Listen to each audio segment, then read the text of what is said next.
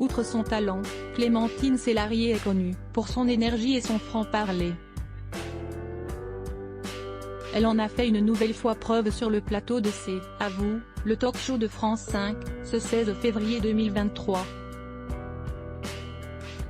Elle a été interrogée par Anne-Elisabeth Lemoine et son équipe à l'heure de la promotion de son spectacle Une vie d'après l'œuvre de Maupassant, au théâtre du Petit Saint-Martin à Paris.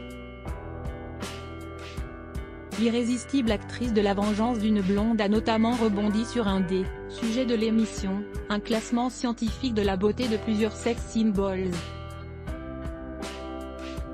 La perfection de leurs traits ainsi valu à des stars tels que Regé-Jean Page, Robert Pattinson ou encore George Clooney d'être mis en lumière.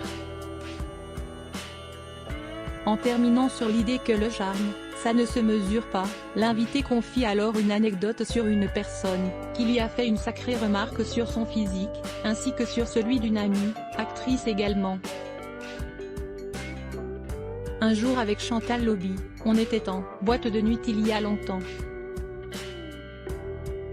Il y a un chirurgien esthétique qui vient, mais nous ne savions pas que c'en était un.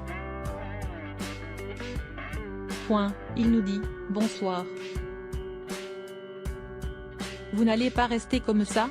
explique Clémentine Célarié devant une assistance aussi choquée qu'amusée. On a cru que c'était une blague, poursuit-elle. On rigolait toutes les deux, pensant qu'il y avait une caméra cachée. Elle croit avoir affaire à une plaisanterie mais pas du tout.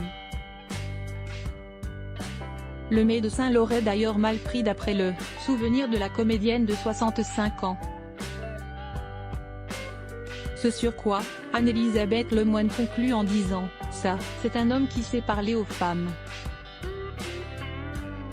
D'un tempérament joyeux, Clémentine Célarié sait que sa franchise peut parfois lui jouer des tours.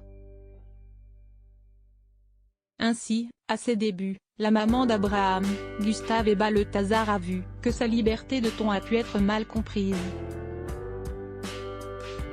Si elle ne regrette pas sa façon de faire, elle a également utilisé cette force pour parler de sujets délicats, comme le cancer qu'elle a affronté et dont elle parle sans tabou.